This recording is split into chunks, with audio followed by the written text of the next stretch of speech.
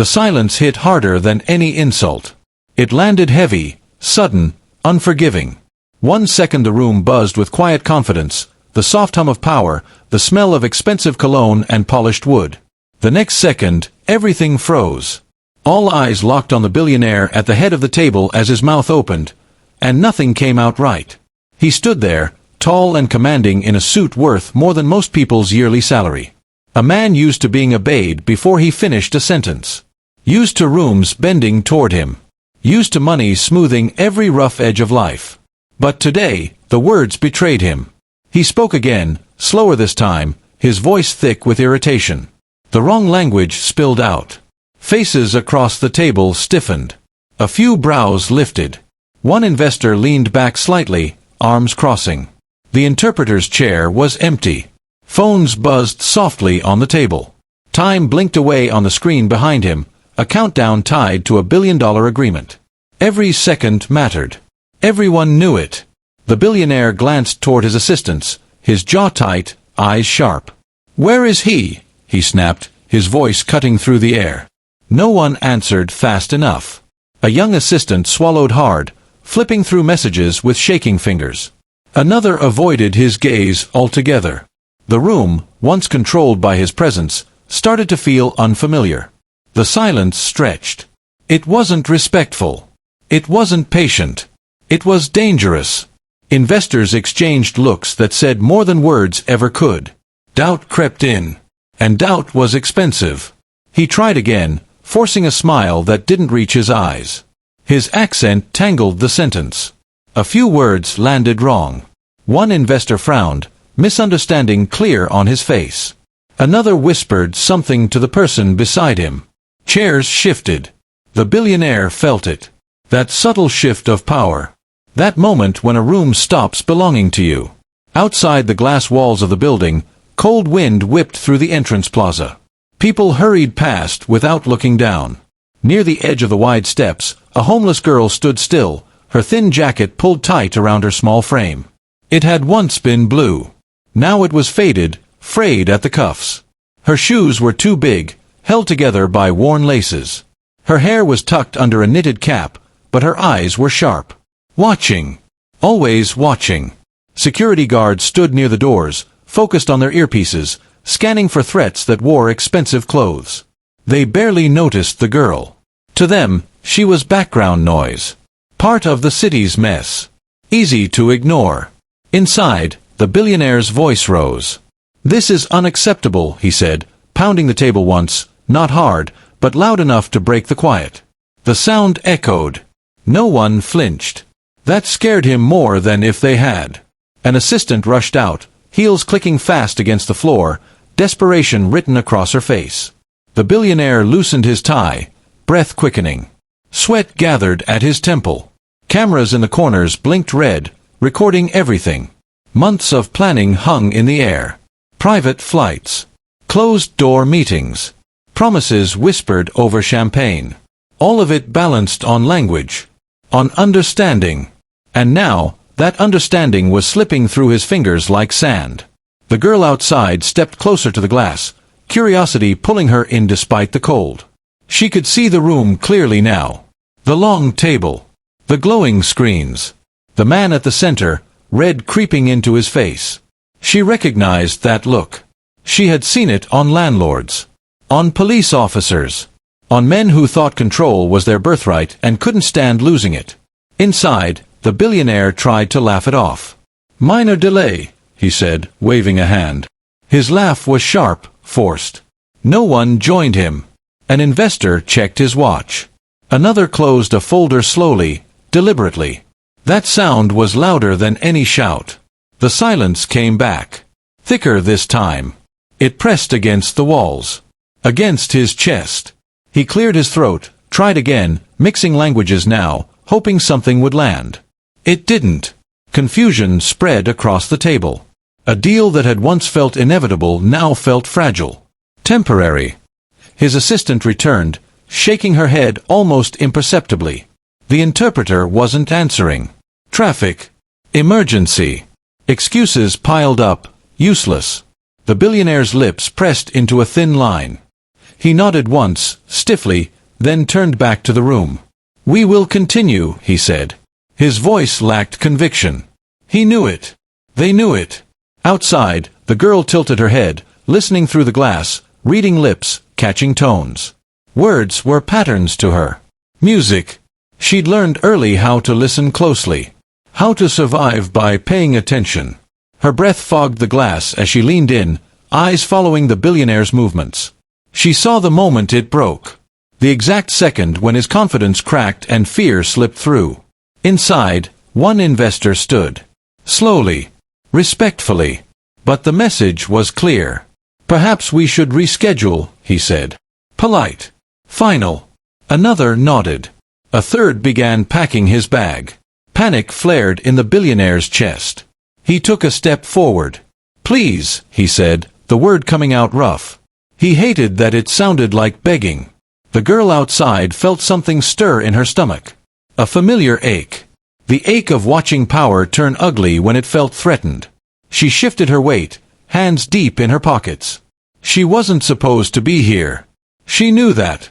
Places like this weren't built for girls like her. But she couldn't look away. Inside, the billionaire snapped at a staff member who had done nothing wrong. His voice echoed, sharp and cutting. The staff member lowered her eyes, absorbing the blow silently. The room felt colder. Respect drained away with every harsh word. The billionaire didn't notice. He was too busy fighting the fear crawling up his spine. Outside, the girl watched the glass doors slide open as someone rushed out, phone pressed to their ear. Cold air rushed inside for a moment, carrying the tension with it. The girl caught a few words. Enough to understand everything was falling apart. Inside, the billionaire stood alone at the head of the table as investors paused near the exit, undecided. This was the edge. One step away from collapse. He looked smaller now. Not in size. In presence. Power leaked out of him, replaced by something raw and human. The girl met his eyes through the glass. Just for a second. He didn't really see her. Not yet. To him, she was just a shape. A shadow. Someone who didn't belong. He turned away, clenching his fists, swallowing his pride. The silence returned one last time. Long, unforgiving. The kind of silence that exposes everything money tries to hide. Outside, the girl stood still, heart pounding, words lining up in her mind without effort. Inside, the billionaire waited, desperate, unaware that help was closer than he could ever imagine. And that it was coming from the one place he had never learned to look. The guard's hand came out fast. Not violent. Just careless. Enough to send the message. The girl stumbled a step back as his palm brushed her shoulder, pushing her away from the glass doors like she was a problem to be moved, not a person to be heard. "Go away," he muttered, eyes already drifting past her, bored, practiced. Like he'd said those words 1,000 times before. Like they weighed nothing in his mouth. She steadied herself. Said nothing. Her heart thumped hard, but her face stayed calm. She had learned long ago that reacting only gave people permission to hurt you more. Inside the building, the billionaire finally snapped. His voice rose, sharp and cutting, slicing through the room. He blamed his assistants for the delay. Blamed the technology. Blamed the schedule. Blamed traffic. He blamed everything except the man in the mirror. His words bounced off the walls, loud but empty. Staff members shrank under his glare. One woman's eyes glistened, but she said nothing. Silence was safer. The investors didn't argue. They didn't need to. They were already standing. Jackets buttoned. Bags lifted. Decisions made without saying a word. Millions were dissolving into thin air, not with an explosion, but with polite smiles and slow steps toward the door. That was the kind of power they had. The kind that didn't shout. Outside, the girl stepped forward again. Not because she felt brave, but because something inside her refused to stay quiet. She opened her mouth and spoke, softly at first, like testing the air. Just a few words. Clear. Careful. No one heard her. A janitor paused nearby, mop in hand. He looked at her, surprised, like he wasn't sure she was real. He had seen her around before. sleeping near the bus stop, eating from paper bags, invisible most days. He frowned slightly, curious. She tried again. Louder this time. Still calm. Still respectful. Her voice carried now, threading through the noise of sliding doors and raised voices inside. A few heads turned. The guard scoffed, stepping in front of her again. "You don't belong here," he said, sharper now. Embarrassed, maybe, that she was drawing attention. "Move along." Those words hit her harder than the shove. Not because they were new, but because they were old. Heavy with every door that had closed in her face. Every chance denied before she could even ask. Inside, the billionaire heard something through the chaos. Not the words. The tone. Calm. Steady. Not begging. Not scared. He turned toward the glass, irritation flashing across his face. "What is that?" he snapped, pointing. The room quieted just enough for the moment to stretch. The guard hesitated. Just a second too long. The girl spoke again. This time, she didn't speak to the guard. She didn't speak to the janitor. She spoke to the room. She repeated the billionaire's last broken sentence. Perfectly. Smoothly. In flawless Mandarin. The sound of it cut through the space like glass shattering. Every movement stopped. Jackets paused mid-button. Hands froze on briefcase handles. Mouths hung slightly open. The billionaire stiffened, eyes narrowing, trying to understand what he'd just heard. That couldn't be right. Not from her. Not from the girl in the worn jacket. She didn't wait for permission. She continued. The same sentence. This time in French. Clean. Confident. Not rushed. Each word placed exactly where it belonged. The room inhaled as one. A low murmur rippled across the table. Heads turned fully now. No one was looking at the billionaire anymore. All eyes were on her. She shifted her weight, standing straighter, shoulders back.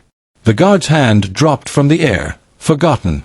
His face drained of color. He took a step back without realizing it. Then she spoke again. Arabic this time. Rich. Fluid. Alive. The meaning carried clearly, not just the words. She translated the intent behind them. The respect. The reassurance. The promise the billionaire had been failing to communicate all morning. Each sentence landed like a punch. The billionaire's mouth opened. Closed. His mind raced, trying to catch up to reality. This wasn't possible. It didn't fit the world as he understood it. Talent was supposed to look a certain way. Sound a certain way. Wear a suit. One investor slowly lowered himself back into his chair. Another followed. A third hesitated, then sat, eyes never leaving the girl. The deal, which had been dying moments ago, hovered on the edge of life again. But the room didn't erupt into applause. Not yet. Suspicion crept in. Thick and quiet. People glanced at each other. Was this a trick? A setup? A plant? Too perfect. Too sudden. The kind of miracle that made powerful people nervous. One investor leaned forward, studying her face, looking for cracks. For arrogance. For fear. He found neither. The billionaire finally spoke, his voice lower now. Careful. Who are you? He asked. She met his gaze without flinching. There was no challenge in her eyes. No apology either. Just dignity. The kind that doesn't ask permission to exist. I can help, she said simply. That was all. The guard cleared his throat, suddenly aware of how small he looked. The janitor stood frozen, mop dripping onto the floor, eyes wide with something like pride. The staff members who had been scolded moments ago watched from the edges, hope flickering where humiliation had lived. The billionaire gestured sharply. Inside, he said, almost against his will. The doors slid open. Warm air rushed out. For a second, she hesitated. Crossing that line meant stepping into a world that had always pushed her away. But she stepped forward anyway. One foot. Then the other. As she entered the room, the contrast was impossible to ignore.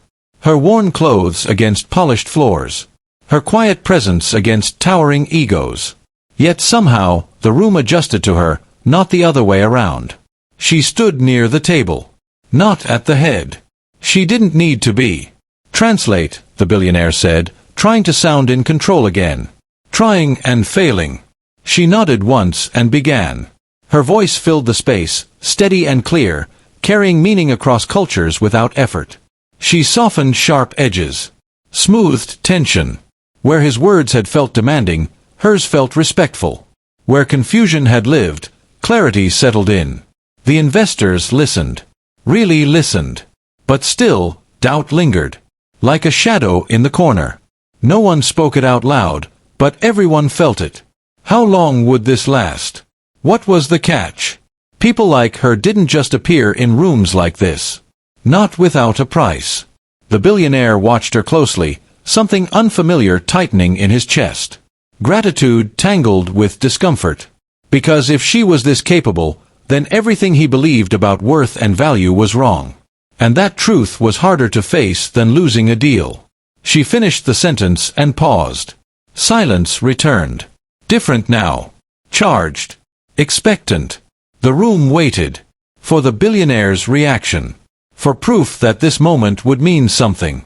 Or be crushed like so many others before it. She stood there, hands relaxed at her sides, eyes calm, unaware that her presence alone had already shifted the balance of power.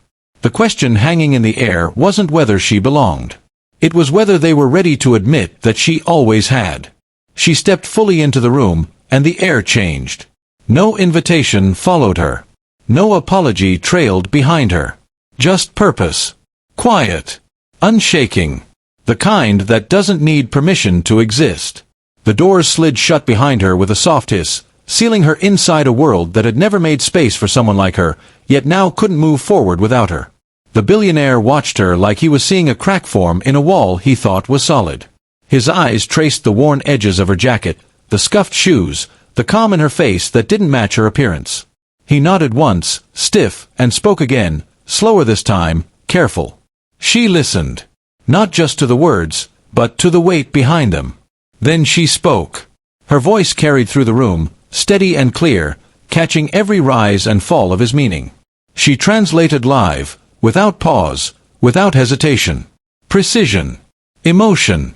Nuance. She didn't flatten his message. She shaped it. Where his tone had sounded demanding, she softened it. Where his words had landed cold, she warmed them with respect. It felt less like translation and more like restoration. The investors stopped fidgeting. One man loosened his grip on his briefcase. Another leaned forward, elbows on the table, listening closely now. The tension that had once pressed down on the room began to lift, slowly, like fog burned away by morning light. She continued, moving between languages like stepping stones, never missing her balance. One investor interrupted, asking a sharp question, testing the moment. She didn't flinch. She answered immediately, translating the question back, then the response forward, her voice never wavering. The billionaire blinked, surprised to hear his own thoughts sound clearer coming from her mouth than they ever had from his. Chairs scraped softly against the floor as investors sat back down. One by one. Quietly. No announcement. No drama. Just decisions being reversed in real time. A deal that had been gasping for air moments ago began to breathe again. It was happening through her voice. The billionaire felt it in his chest. Relief, yes. But also something darker. Something uncomfortable.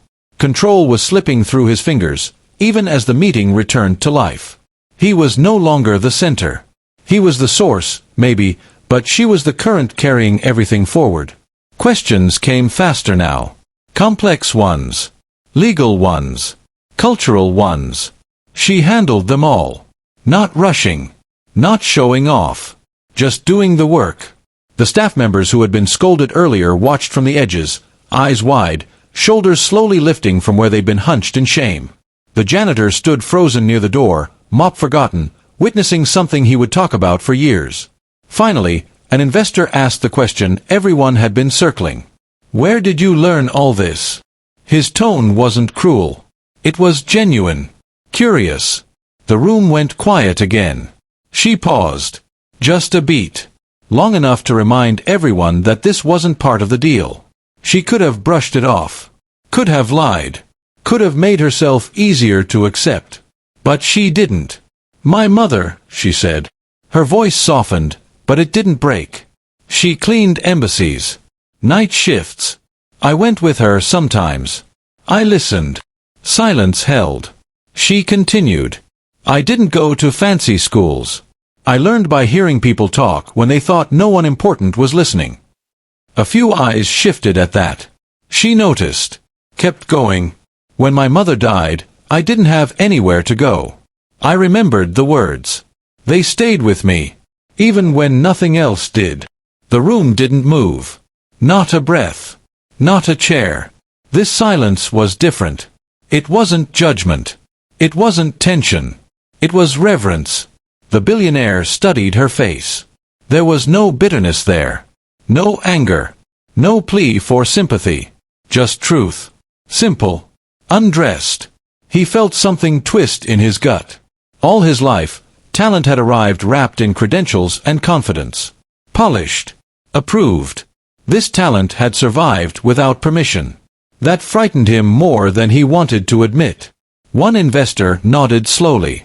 Another exhaled, long and heavy. The billionaire swallowed.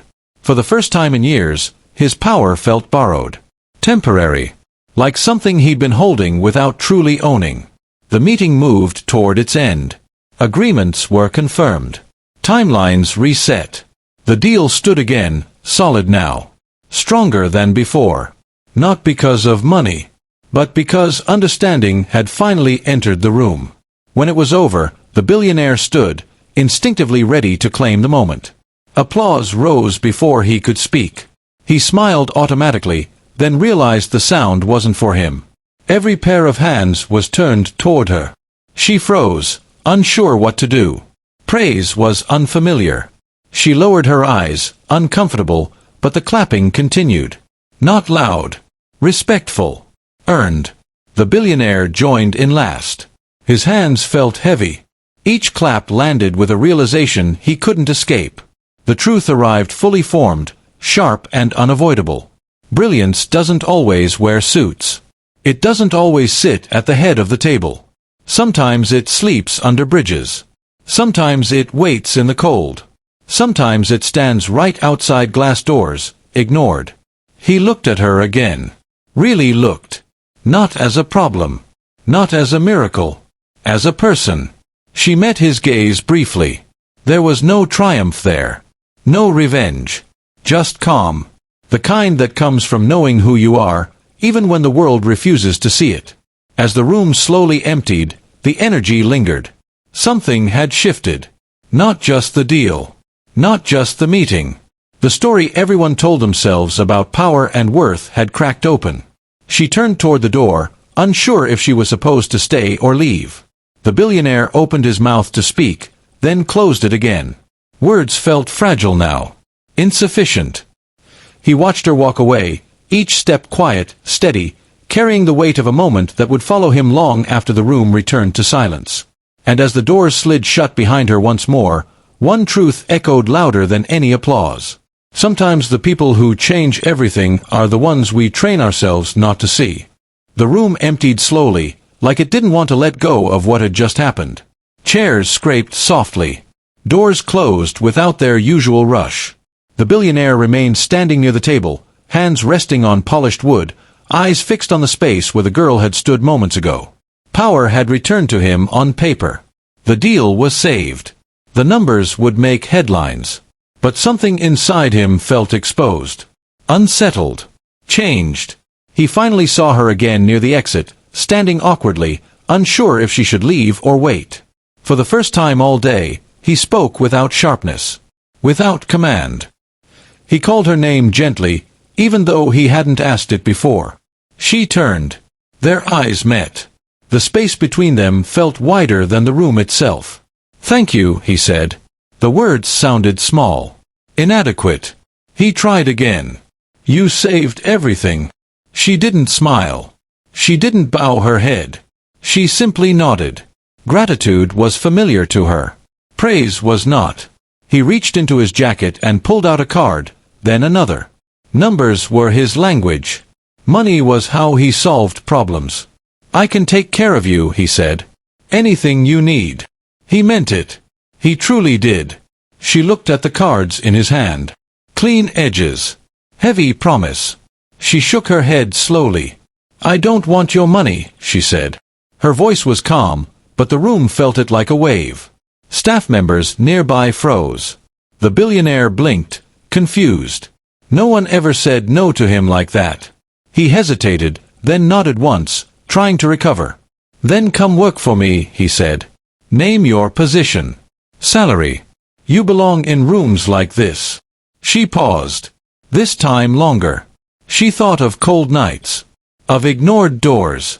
Of children curled up under bridges learning early how to disappear. She met his gaze again. "I'll work with you," she said. "But not like that." The billionaire leaned forward slightly, listening. "I want education," she continued. "Not just for me. For people who never get the chance. I want safe places. Shelters that don't treat you like you're broken. I want opportunity. Real opportunity. For kids who know more than the world thinks they do." The silence that followed wasn't heavy. It was honest. The billionaire felt something crack open in his chest. Not anger. Not pride. Something deeper. He realized how small his first offer had been. How easy it was for him to assume money alone could fix what neglect had built over years. "Done," he said quietly. From that moment on, things began to change. Slowly at first. Then with intention. The billionaire funded programs, but he didn't put his name on the front. He sat in rooms and listened. To social workers. To teachers. To people who had lived the stories he'd never had to imagine. He stopped interrupting. Stopped assuming. He learned how often intelligence was mistaken for obedience. How often dignity was confused with defiance. And the girl. She didn't vanish into comfort. She didn't forget. She studied. She learned in classrooms she once cleaned after hours. She slept indoors, but she went back to the streets, speaking to kids who didn't trust promises. She became a bridge. Translating not just languages, but worlds. Helping those with power understand those without it. Helping those without it believe they were never powerless to begin with. People began to talk. Quietly. About the billionaire who changed. About the programs that didn't feel like charity, but respect. About the young woman who spoke with the same calm confidence to board members and homeless teens alike. She never wore expensive clothes. Never hid her past. She carried it with her like proof. One evening, months later, the billionaire stood on a stage, lights bright, cameras waiting. He had been invited to speak. Once, he would have loved this moment. The attention. The applause. Now, it felt different. He looked out at the crowd and searched until he found her standing off to the side, arms crossed, watching with quiet approval. He spoke briefly. Not about success. Not about profit. He spoke about the day he lost his voice. About how silence taught him what power never had. He spoke about listening. About dignity. About the cost of ignoring people simply because they don't look like us. When he finished, there was applause. Real this time. Earned. Later, as the crowd drifted away, he approached her again. "You changed my life," he said. She shook her head gently. "You were ready to hear it," she replied. They stood there for a moment, two people from opposite ends of the world, connected by a truth neither would ever forget. That worth is not measured by wealth. That brilliance is not rare, just unseen. That the loudest voices are not always the wisest. And sometimes, the ones society ignores carry the keys to everything we think we own.